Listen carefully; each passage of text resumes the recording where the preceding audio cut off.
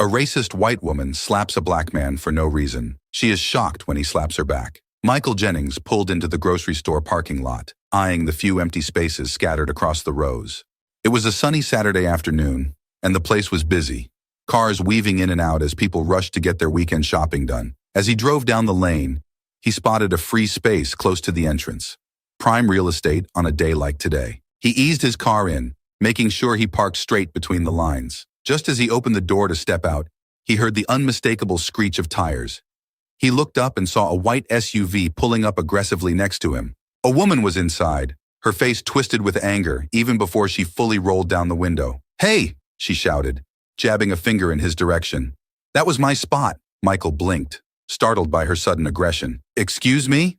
he asked, his voice calm but confused. The woman, now halfway out of her car, slammed her door shut. She stormed toward him, not bothering to keep her voice down. "I was waiting for that spot," she spat, stepping into his personal space. "I had my blinker on and everything." Michael glanced around. He hadn't noticed any cars waiting when he parked, and the lane had been clear. Keeping his voice steady, he said, "I didn't see you. The spot was open when I got here." Her eyes narrowed, and she crossed her arms, glaring at him like he had just insulted her personally. "Of course you didn't see me. You people never do you?" Michael's jaw tightened. He knew where this was going. He'd seen it before. The escalation from minor inconvenience to racial confrontation. He took a breath, determined not to let it get under his skin. "Look, I'm sorry if you were waiting, but the spot was empty. I didn't cut you off." "Don't you talk to me like that," she snapped, her voice rising with each word. "I've had enough of you people thinking you can do whatever you want. You're all the same, entitled, disrespectful, and thinking the rules don't apply to you." Michael clenched his fists, willing himself to stay calm. "Ma'am, I'm just here to buy some groceries. I don't want any trouble. It's just a parking spot." Her face contorted in fury at his calm tone, as if it only infuriated her more. She took a step closer, pointing a finger right at his chest. "Trouble? You want to talk about trouble? People like you are nothing but trouble. You come into nice neighborhoods like this and ruin everything. I bet you don't even live around here, do you?" Michael's temper flared, but he kept his voice even. "Where I live has nothing to do with this." "Of course it does," she shouted, practically trembling with rage. "This is what happens when they let people like you move into our communities. You think you can just take whatever you want. I've had it with your type." Her words stung, but Michael refused to give her the satisfaction of a reaction. He glanced around and saw a few onlookers nearby, subtly watching the altercation. He needed to end this before it got worse. "I'm not doing this with you," he said, turning to head toward the store. "You're upset about a parking spot, but this isn't worth it." Before he could take more than a few steps, she lunged forward and shoved him hard from behind. Michael stumbled, catching himself just before falling to the ground. His heart raced, and he spun around to face her. "What the hell is wrong with you?" he snapped, his patience wearing thin. "You don't get to put your hands on me." Karen, as he had already mentally dubbed her, stood her ground, her chest heaving with fury. "Oh, I'll do whatever I want. You think you can just walk away from me? I'm not done with you yet." Michael stepped back, trying to keep his composure. His mind raced, thoughts of the possible outcomes flashing through his head. If this escalated any further, it wouldn't end well for him.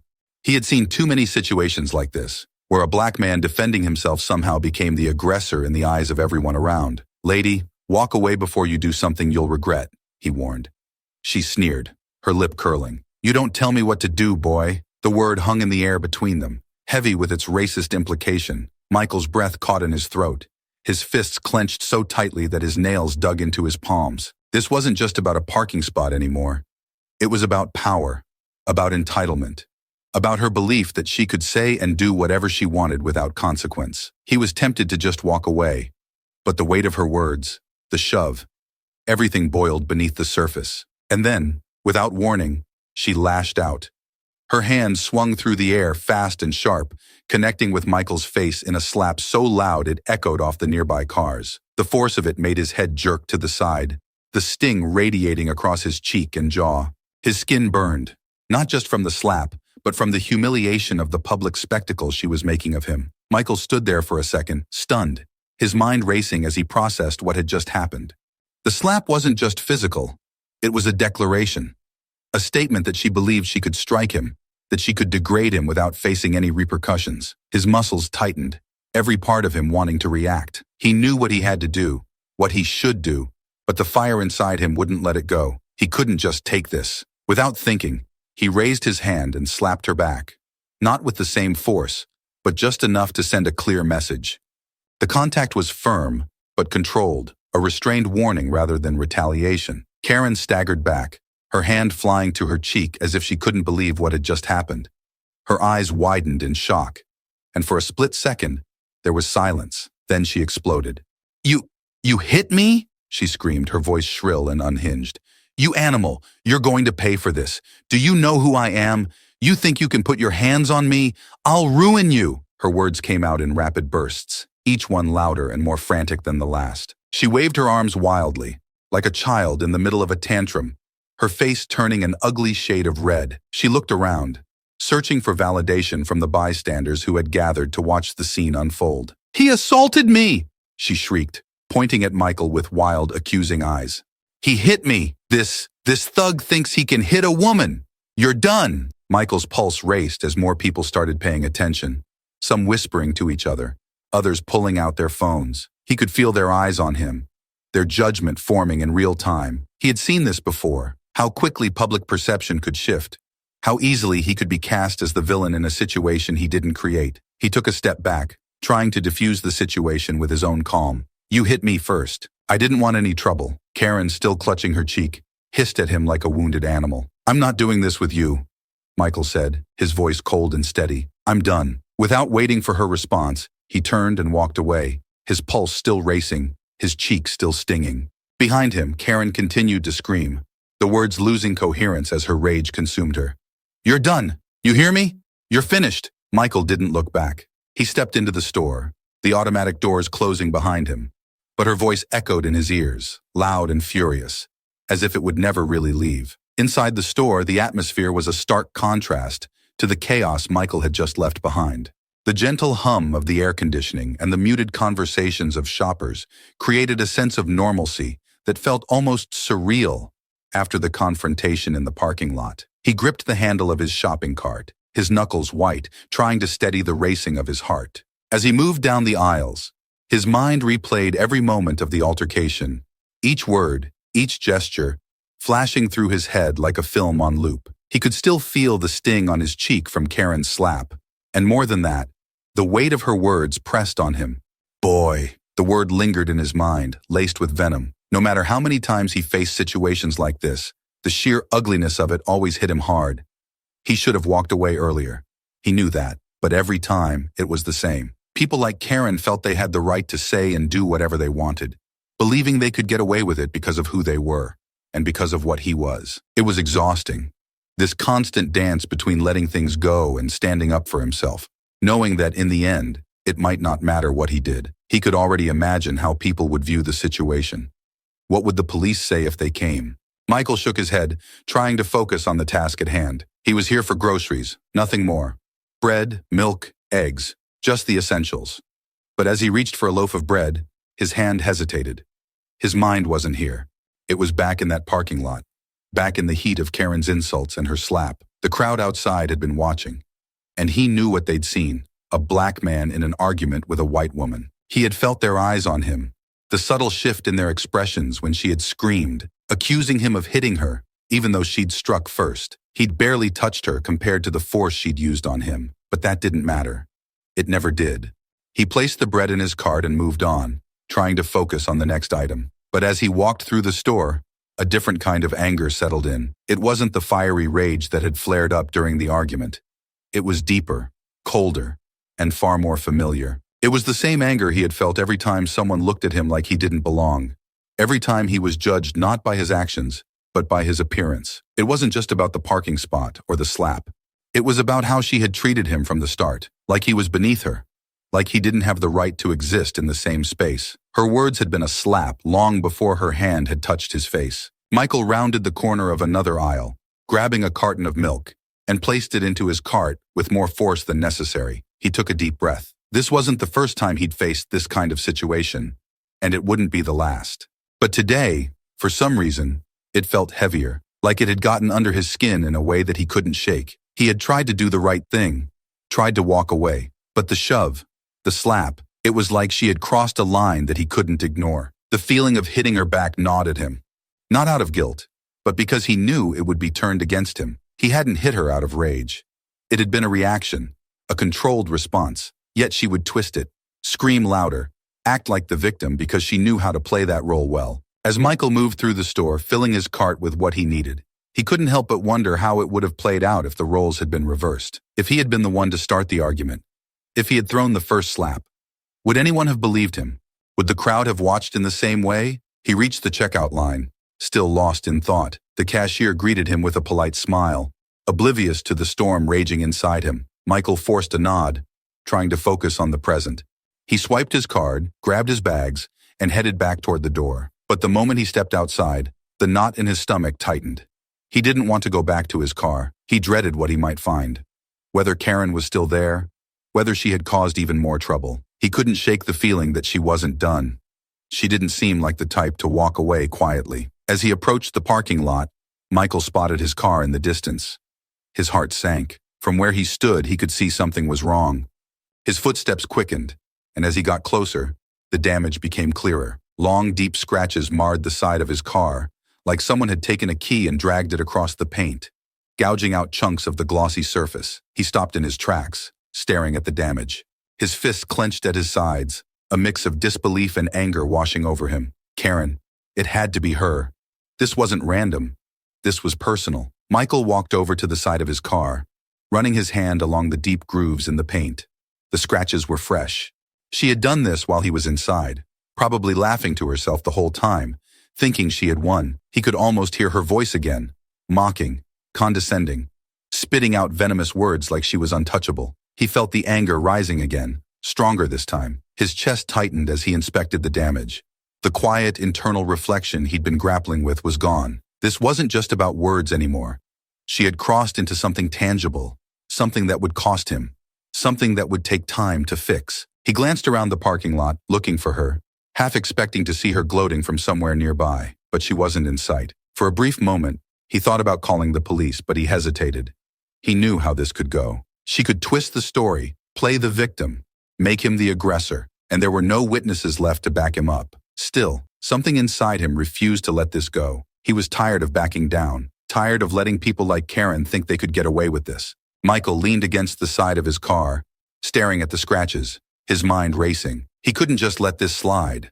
He wouldn't. 15 minutes passed as he sat there, waiting, thinking, and then, as if on cue, he heard the sound of laughter. He looked up and saw her, Karen, standing a few cars away, leaning against her SUV with a smug, satisfied smile on her face. She had been watching the whole time. "Oh, poor you," she sneered, her voice dripping with sarcasm. "Looks like someone messed up your precious little car. Guess you shouldn't have taken my spot, huh?" Michael stared at her, his anger bubbling just beneath the surface. He stood up straight, his eyes locked on hers. "You think this is funny?" Karen laughed again, louder this time. "Oh, I think it's hilarious. You can't do anything about it. What are you going to do, call the cops? Good luck with that. They'll just arrest you and take my side. You people never learn." Her words were like gasoline on a fire. Michael felt his blood boil.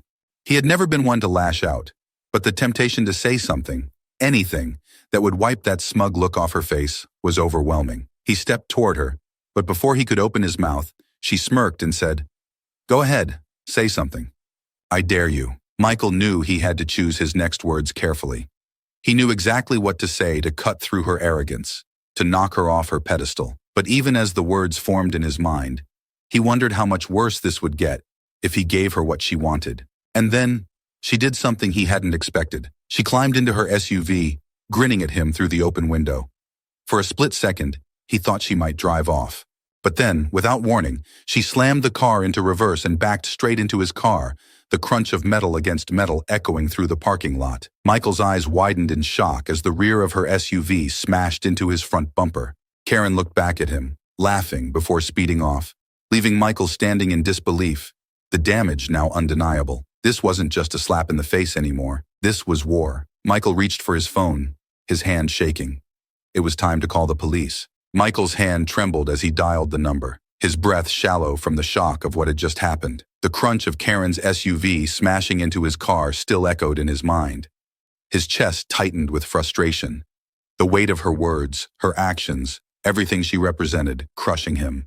He had been trying to hold his composure, trying to walk away, but she just wouldn't stop. The phone rang, and when the operator picked up, Michael kept his voice steady, though he could feel the anger simmering just below the surface. "I'd like to report an incident," he said, pausing to keep his voice even.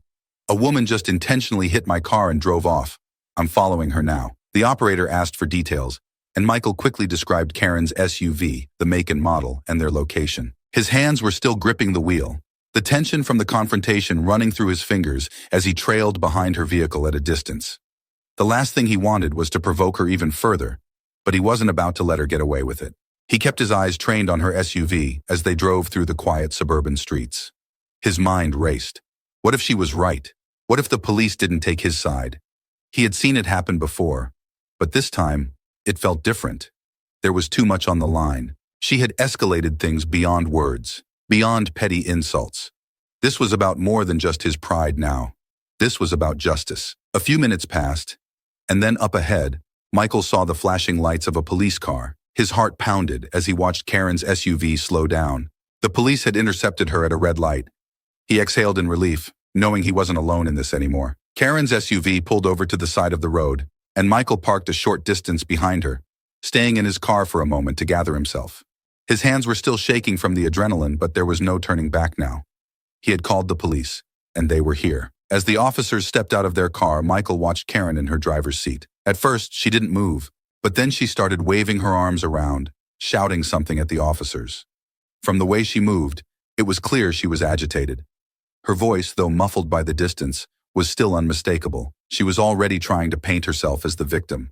Michael took a deep breath and stepped out of his car, walking slowly toward the scene. The officers were already at her window talking to her, and he could see Karen pointing wildly in his direction, her face flushed with anger. "He hit me!" she screamed, loud enough for him to hear as he approached. "He attacked me, and now he's following me. Arrest him! I'm the one being harassed here." Michael's stomach churned. Here it was. She was doing exactly what he feared, twisting the story, making herself the victim. But this time, there were witnesses, and this time, he wasn't going to back down. One of the officers, Officer Reynolds, turned to look at Michael as he approached. His expression was calm, unreadable, and Michael could only hope that they would listen to the truth. "What happened here, sir?" Officer Reynolds asked, his tone professional. Michael took a deep breath, his heart still pounding in his chest. "I was in a parking lot," he began, his voice steady. "This woman, she started yelling at me over a parking spot. Things escalated. She shoved me, slapped me, and then scratched up my car while I was in the store. I tried to walk away, but she wouldn't stop. Then, just now, she hit my car on purpose and drove off." Karen cut him off, her voice shrill and frantic. "Lies. He's lying. He attacked me. He's dangerous." Michael clenched his fists but kept his voice calm. "There are scratches on my car, officer. You can see the damage. And she just rear-ended me." Officer Reynolds glanced over at Michael's car, his eyes narrowing as he inspected the damage. "We'll take a look," he said, turning back to Karen. "Ma'am, please step out of the vehicle." Karen's face turned red, and she slammed her fists against the steering wheel. "You can't be serious. You're really going to listen to him? Look at me. I'm the one who's been attacked. I demand that you arrest him right now." "Step out of the vehicle, ma'am," Officer Reynolds repeated, his voice firm. Karen's eyes flicked to Michael, a mix of fury and disbelief in her expression. "You're doing this because of him, aren't you?" She spat, glaring at Michael. "This is all his fault. You people are all the same." Michael bit the inside of his cheek, forcing himself not to react. This was her game. Push him, provoke him, make him look like the aggressor. But he wasn't going to give her that satisfaction. Finally, Karen opened her door and stepped out, still yelling at the officers. "This is ridiculous. I'm not the criminal here. He should be the one in handcuffs." The officers remained calm as they guided her to the side, asking her more questions about the incident. Karen continued her rant, pointing at Michael and shouting about how he had attacked her, how she was the real victim. As Michael stood there, he could feel the weight of everything pressing down on him. The words, the accusations. It was all too familiar, but this time, he wasn't alone. He wasn't the only one who knew the truth. One of the other officers walked over to Michael, asking him to explain what had happened in more detail. He recounted the events clearly, describing each escalation, each insult, and finally, the moment Karen had rear-ended his car. "Do you have any witnesses to the initial confrontation?" the officer asked. Michael shook his head. "There were people in the parking lot, but no one stepped in. I don't know if anyone would have recorded it. The officer nodded. We'll check the store's cameras to see if we can get any footage from the parking lot. As for the damage to your car, that's clear enough. At that moment, Karen's voice rose again. He's making this all up. You can't believe him over me. He's lying. Michael tensed as Officer Reynolds returned, his face serious but measured. Ma'am, he said, turning to Karen, we have enough evidence to place you under arrest for property damage and assault. You'll need to come with us. Karen's face turned a shade of crimson, and her whole body seemed to tremble with rage. Arrest me? Are you crazy? She pointed a shaky finger at Michael. He should be in handcuffs, not me. I'm the one who was attacked. Please turn around, ma'am, Officer Reynolds repeated, stepping forward. But before he could finish his sentence, Karen let out a shrill scream and lunged at Michael. Her fists came down hard against Michael's shoulder, catching him off guard. The impact wasn't overwhelming, but the sheer surprise of the attack in front of the officers stunned him. You think you can ruin me? Karen shrieked, swinging again. Her knuckles grazed Michael's chest, and her fury was palpable. Her face twisted into something feral and ugly. The officers quickly moved in, grabbing her arms before she could strike again. But Karen was wild, thrashing against their hold, her words spilling out in a venomous tirade. You're nothing. You hear me? Nothing. You don't belong here. Michael stepped back, his heart pounding in his ears as the officers struggled to subdue her. Karen kicked and flailed, screaming incoherently as they wrestled her into handcuffs. I'm the victim, she shrieked, her voice cracking as they pulled her toward the squad car. You're all going to regret this. I'll have your jobs. You can't do this to me. Officer Reynolds tightened his grip on her arms, his voice calm but firm. Ma'am, you're under arrest for assault and property damage. We're done here. Karen continued to scream, her voice hoarse and ragged as they pushed her into the back of the squad car. Her eyes locked on Michael one last time, filled with pure hatred. You haven't won, she yelled through the window, her voice muffled but still vicious. You'll see. I'll ruin you. You hear me? The door slammed shut, cutting off her final words, and the police car pulled away, leaving Michael standing there, breathless and shaken. Officer Reynolds walked back toward Michael, his expression softening.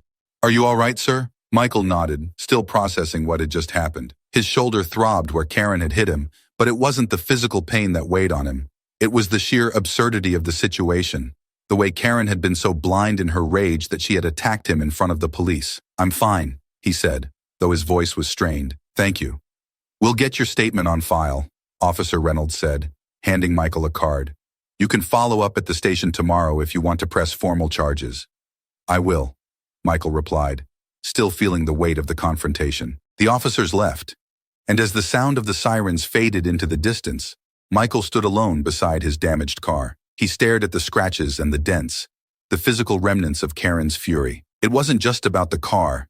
It wasn't just about the slap or the insults. This was about more, about standing up, about not letting people like Karen think they could get away with this. He hadn't started this fight, but he sure as hell was going to finish it. The next morning, Michael walked into the police station, the events of the previous day still fresh in his mind. The tension in his chest hadn't fully dissipated, but the quiet hum of the station brought a sense of strange calm. He was here for one reason, to press charges against Karen. He approached the front desk where a young officer sat, glancing up from her computer as he approached. Good morning. How can I help you?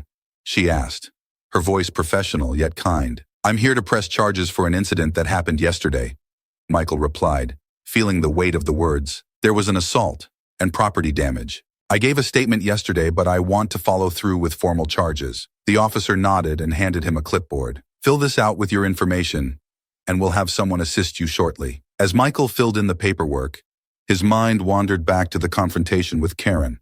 Her screaming, the blows she had landed, and her unrelenting hate. It was still fresh, raw, as though it had happened moments ago. He couldn't help but think of how easily things could have gone differently.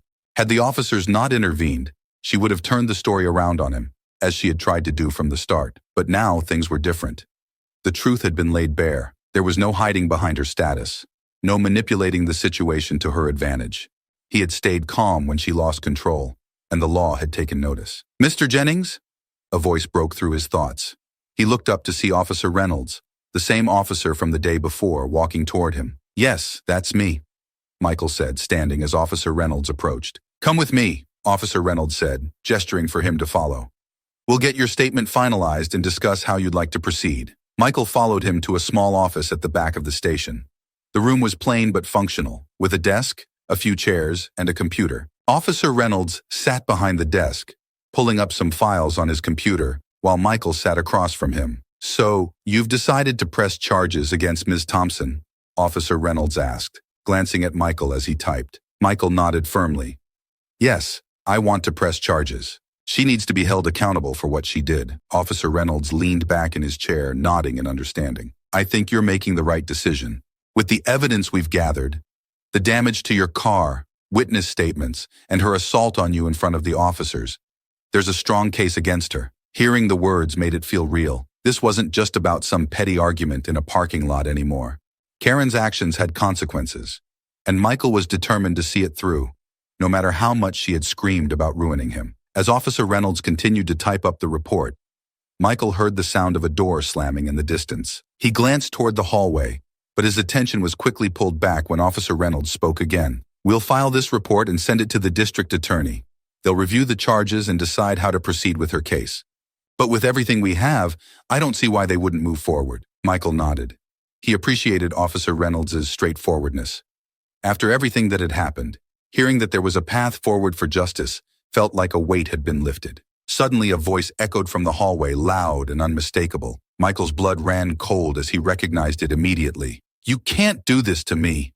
It was Karen's voice, shrill and full of rage, just like the day before. The door to the small office burst open, and there she was, Karen, her face twisted with fury, escorted by another officer. She was red-faced, her eyes wild as she tried to wrestle free of the officer's grip. "You! It's you!" she shrieked, her gaze locking onto Michael as she lunged forward. "You're trying to destroy my life! This is all your fault!" The officer quickly stepped in front of her, holding her back. But Karen was relentless, her eyes blazing with hatred. "I'll sue you! You think you're going to ruin me? I'll ruin you! You're nothing!" "Nothing." Michael stood up, his heart racing, but he kept his distance. The officer holding Karen back looked at Officer Reynolds, giving him a nod as they pulled her from the doorway. Karen still screaming all the way down the hall. Officer Reynolds sighed, shaking his head. "She's here for her arraignment. I didn't expect her to be brought in this early." Michael sat back down slowly, trying to steady his nerves. Even in custody, even after being arrested, Karen was still consumed by the same hatred, the same entitlement that had led her to attack him in the first place. "Don't worry," Officer Reynolds said, noticing the tension in Michael's expression. "She's not going anywhere. Once we finalize the charges, she'll be facing more than just an arraignment." Michael nodded, though his thoughts still swirled. Karen's words had cut deep, but he wasn't going to let her intimidate him now, not after everything. "All right," Officer Reynolds continued. "We'll submit everything, and you'll be notified when the case moves forward." "You did the right thing, Michael." Michael stood, shaking Officer Reynolds' hand. "Thanks. I appreciate everything you've done. Just doing my job," Reynolds replied with a small smile. "Good luck with everything. We'll be in touch." As Michael left the station, walking out into the cool morning air, he felt a strange mixture of relief and resolve. He had taken the necessary steps, pressed the charges, and held his ground. But this wasn't over. There would be a trial, a confrontation in court, and who knew how far Karen would go to make good on her threats. But Michael wasn't backing down. He had come this far, and now he would see it through to the end. Weeks had passed, but the day had finally arrived. Michael sat quietly in the courtroom, his heart steady, but his mind racing. The atmosphere was tense, a quiet hum of anticipation filling the air.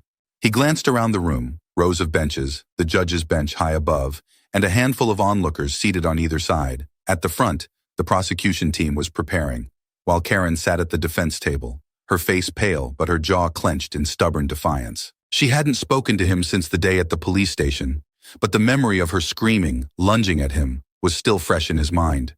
Her eyes had been wild with anger, but now she sat stone-faced, refusing to acknowledge him, as though everything that had happened was somehow his fault.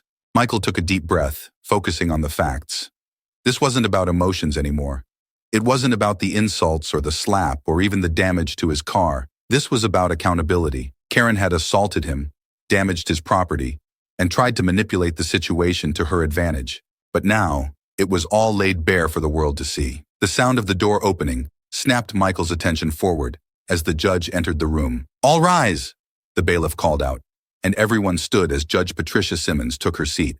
She was a woman of stern demeanor, with an air of authority that filled the room. Michael had read about her, known for her fairness, no-nonsense approach, and intolerance for excuses. "Be seated," Judge Simmons said, and the room fell into a hushed silence as everyone took their seats. The trial began with opening statements. The prosecution laid out the charges against Karen: assault, property damage, and disorderly conduct. Michael listened carefully as the prosecutor, a sharp young woman named Ms. Hayes, detailed Karen's actions. Each word was precise, professional, cutting through the emotional weight of the situation and laying down the facts. "Mr. Jennings was simply trying to go about his day," Ms. Hayes said, addressing the jury.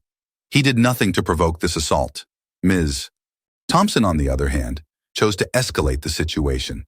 And not only did she damage Mr. Jennings' property, but she also physically assaulted him, not once, but twice, in broad daylight, in front of witnesses, and even in the presence of law enforcement. We are here today because Ms. Thompson must be held accountable for her actions. Karen's lawyer, an older man with graying hair and a soft voice, stood up next for the defense's opening statement. "Ms. Thompson deeply regrets the events that transpired," he began, glancing over at her. "She acted out of frustration, but she is not the criminal that this case seeks to paint her as. She's a mother, a member of this community, and someone who is having a bad day, a day that spiraled out of control. We asked the jury to consider the context of the situation, the pressure she was under, and to find compassion and understanding that this was an isolated incident." Michael bit the inside of his cheek. Compassion? It was always the same. When people like Karen made mistakes, it was always about finding compassion, understanding the pressure they were under. But when people like him were involved, the narrative was always different, always more about judgment than empathy. The trial moved forward with witness testimonies. A few bystanders from the parking lot were called to the stand.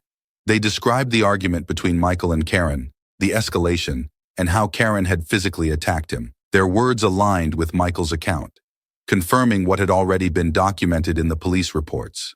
But then came Karen's turn to take the stand. She approached the witness box slowly, her head held high, but her expression still full of stubborn indignation. She sat down and adjusted her seat, her hands clasped tightly in front of her as her lawyer began to ask her questions. "Ms. Thompson," her lawyer started gently, "can you describe what happened on the day of the incident?" Karen let out a small sigh before answering. "I was having a terrible day," she began, her voice soft, almost pleading. "I had gone to the store, and when I saw the parking spot, I thought I could finally get a break. But then Mr. Jennings just pulled into it. I got out to confront him, and I regret what happened next." "Why do you regret it?" her lawyer asked. "I regret losing my temper," she replied, her voice trembling slightly, playing up the remorse. "But what people don't seem to understand is that Mr. Jennings slapped me too. I wasn't the only one who escalated things. He hit me right back." There it was, the twist Michael had been waiting for. Karen, once again, trying to paint herself as the victim, as though his reaction had somehow equaled the violence she had initiated. Her lawyer nodded, giving her a sympathetic look before turning to the jury. "Ms. Thompson acknowledges her mistakes, but we cannot ignore the fact that Mr. Jennings also reacted physically. This was not a one-sided altercation." The courtroom buzzed for a moment with murmurs. Karen's lawyer sat down, and it was the prosecution's turn for cross-examination. Ms. Hayes wasted no time, rising from her seat and approaching Karen with sharp focus. "Ms. Thompson," Ms. Hayes began, "you claim that Mr. Jennings slapped you. But isn't it true that he only did so after you slapped him first?" Karen shifted in her seat, her bravado faltering slightly. "Yes, but he still hit me," she insisted. "And wasn't it also true," Ms. Hayes continued, "that the slap from Mr. Jennings was not an aggressive, premeditated attack, but a reflexive action in response to your assault?" Karen hesitated, her eyes darting toward her lawyer, searching for a lifeline. "Answer the question, Ms. Thompson," Ms. Hayes pressed. Karen's voice dropped. "I suppose it was a reaction, yes." Ms. Hayes nodded, her expression firm but measured. "So, you admit that Mr. Jennings did not initiate physical violence. He merely reacted to being attacked." Before Karen could respond, Ms. Hayes turned to the judge. "Your Honor, I would like to call a witness to clarify the nature of the slap Ms. Thompson referred to." A moment later, one of the bystanders from the parking lot, a middle-aged man who had witnessed the entire altercation, took the stand. "Please state your name for the court," Ms. Hayes instructed. "Jeffrey Caldwell," the man replied, glancing at the jury before turning his attention to Ms. Hayes. Mr. Caldwell, you were present at the parking lot the day of the incident between Mr. Jennings and Ms. Thompson, correct? Ms. Hayes asked. Yes, I saw the whole thing, he replied. Can you describe what you saw regarding the physical altercation? Jeffrey nodded. Well, I saw Ms. Thompson approach Mr. Jennings. She was yelling at him pretty loudly. I couldn't hear everything from where I was, but it was clear that she was upset. Then she pushed him, and when he didn't react, she slapped him across the face, hard. That's when Mr. Jennings responded with a slap of his own. But it was different. It wasn't aggressive. It was more like he was just trying to stop her from hitting him again. Ms. Hayes leaned in slightly. Would you say Mr. Jennings's slap was a reaction, rather than an attempt to escalate the situation? Absolutely, Jeffrey said without hesitation. It was light. He didn't seem like he wanted to hurt her. It was like a reflex, just to defend himself. Thank you, Mr. Caldwell. Ms. Hayes said, turning back to the jury. What we've heard from Mr. Caldwell, a neutral witness, confirms that Mr. Jennings' action was not an act of aggression, but a defensive response to Ms. Thompson's attack. Karen's lawyer shifted uncomfortably in his seat as Ms. Hayes took her place once more. The jury was silent, taking in everything that had been said. The courtroom fell into a quiet murmur as the judge announced a short recess before closing arguments. Michael stood, stretching his legs, feeling a mix of anticipation and unease. It was almost over. Soon the jury would decide whether Karen would face real consequences for what she had done. When court reconvened, the prosecution and defense gave their final statements. Ms. Hayes was sharp, precise, leaving no room for doubt in the minds of the jurors. Karen's lawyer, on the other hand, appealed once more to emotion, asking the jury to consider the human side of Karen's actions. But Michael knew what was at stake. This wasn't about bad days or human sides. This was about justice. Hours later, the jury returned with their verdict. The courtroom was silent as the foreperson stood and read aloud. We, the jury, find the defendant, Karen Thompson, guilty of assault and property damage. Karen's face paled, her composure finally cracking as the weight of the words settled on her. She sat motionless, her hands trembling slightly in her lap. The reality of her actions had finally caught up with her. Michael exhaled slowly, relief washing over him. It wasn't just about the verdict.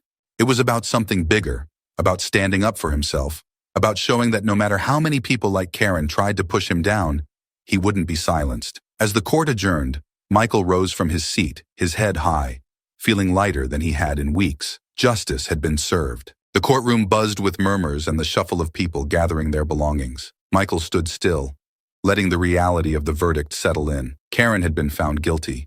The weight that had been pressing on him since the moment she had first laid her hands on him in that parking lot began to lift. But even as the relief spread through him, there was something else, something quieter, more unsettling. Justice had been served, yes, but the whole situation left a bitter taste in his mouth. It wasn't just about winning the case. It was about what Karen represented, her hatred, her entitlement, her belief that she could treat him like less than a person simply because he was black. That wasn't something a courtroom verdict could fix, and that thought stung deeper than the slap she had given him in the parking lot. As Michael stepped out of the courthouse, he felt the cool breeze hit his face. He paused on the courthouse steps, letting the fresh air fill his lungs, but it did little to ease the weight in his chest. The verdict had brought closure to the legal side of things, but emotionally, he was far from at peace. Why did people like Karen even exist? He couldn't shake the anger that simmered beneath the surface. This entire ordeal, being yelled at, slapped, mocked, and attacked, it had all stemmed from Karen's deeply ingrained racism. She saw him not as another person, but as someone she could degrade and abuse because of his skin color. And that kind of hatred wasn't rare. It was everywhere, in the everyday interactions that were often too subtle to point out, but cut just as deeply. He hated that people like Karen walked through life so easily, spewing their venom without a second thought. The way she had acted during the trial, trying to paint herself as a victim while barely acknowledging the damage she had caused, sickened him. But more than that, it reminded him of just how prevalent this kind of racism still was. He had grown up hearing about these stories, hearing his parents, his uncles, his friends talk about moments when they'd been treated as less than. He had experienced it himself before, the subtle digs, the occasional slurs. But this was something different. Karen had physically attacked him, and she had done it with such confidence, as if she expected to get away with it. Michael clenched his fists at the memory, still feeling the sting of her slap, not just on his face, but on his dignity. He had tried to walk away, tried to diffuse the situation, and she had only escalated it further. It was people like Karen who made it so exhausting to simply exist as a black man in America. No matter how calm, how polite, how professional you were, there was always someone waiting to tear you down, just because they could. Ms. Hayes, the prosecutor, approached him, pulling him from his thoughts. She gave him a small, knowing smile. "How are you feeling?" she asked, her tone professional but gentle. Michael shrugged slightly. "I guess I'm relieved, but I don't feel as victorious as I thought I would." Ms. Hayes nodded. "That's understandable. Court victories in cases like these can feel bittersweet. It's about more than just the verdict, isn't it?" Michael nodded. "Yeah. It's just, people like her, they don't go away. Even after all this, Karen probably still believes she did nothing wrong. And there are so many more people like her out there. It's frustrating." His voice wavered with the pent-up frustration he had been holding in. Ms. Hayes gave him a sympathetic look. "I know. Unfortunately, people like her aren't rare, and the system can only do so much. But what you did today matters. Standing up for yourself matters." "I know," Michael muttered. Though the weight of it didn't feel like a victory, it felt like an ongoing battle he hadn't asked for. "I just hate that it's still happening. That people like me have to keep fighting for something as basic as respect. I'm tired of it." Ms. Hayes nodded again, her expression softening. "You're right to be tired, Michael. It's exhausting. But every time someone like you stands up and pushes back, it makes a difference, even if it doesn't feel like it right away." Michael managed a small, tired smile. "Thanks for everything you did in there. I appreciate it." "You're welcome," she replied. "Take care of yourself, okay? And if you ever need anything, don't hesitate to reach out." With that, she gave him a polite nod and walked away, leaving Michael standing alone on the courthouse steps. He took a deep breath and began walking toward his car, the very same car that had been at the center of the storm in that parking lot. The damage had been repaired, but every time he saw the car, he couldn't help but think about that day. The scratches, the dents, they had been physical representations of the ugliness of Karen's actions. Even though the car looked new again, the memory lingered. As he slid into the driver's seat, he sat there for a moment in silence. His reflection in the rearview mirror caught his attention, and he looked at himself, really looked at himself. The man staring back at him was weary, tired of having to fight just to be treated like a human being, tired of being seen as a threat or a target simply because of the color of his skin. It wasn't just Karen. She was part of a bigger problem. Racism wasn't some rare, isolated event. It was woven into everyday life. It showed up in small moments, like the way people hesitated before sitting next to him on the train, or how cashiers seemed extra suspicious when he paid with cash. And then it showed up in blatant, violent ways, like Karen slapping him in a parking lot and expecting to get away with it. Michael's fists clenched the steering wheel, his knuckles white. It wasn't fair. None of it was fair. And yet, this was the world he had to navigate every day. People like Karen weren't going anywhere, and the weight of that truth pressed down on him like a heavy stone. He hated that this was his reality. He hated that his skin color made him a target for people like Karen. And more than anything, he hated that he had to keep explaining why it was wrong, over and over again. Starting the car, he let out a long breath and pulled out of the parking lot. The city streets passed by in a blur as his mind churned through his frustration. The trial was over, but the real fight, the fight against the ingrained racism that people like Karen carried with them, would never really end. As he drove, he couldn't help but feel a pang of sadness. He had won today, but it didn't feel like a victory. It felt like he had simply survived another encounter in a long series of battles. And he knew that there would be more. People like Karen didn't disappear after a guilty verdict. They kept coming, over and over again. Michael pulled into his driveway, his body and mind weary from the weight of it all. As he turned off the engine and sat in the quiet, he thought about what Ms. Hayes had said, that standing up for himself mattered. Maybe it did. Maybe it was the only way to keep pushing back against the tide of people who thought like Karen. But at that moment, all Michael wanted was peace. To not have to fight. To not have to justify his existence. To just be. As he stepped out of the car and walked toward his front door, he tried to focus on the small sense of relief that came with knowing Karen had been held accountable. But the bitterness lingered, and he knew it would take a long time before the anger at the world he lived in would truly fade. For now, though, he had done what he could, and that would have to be enough.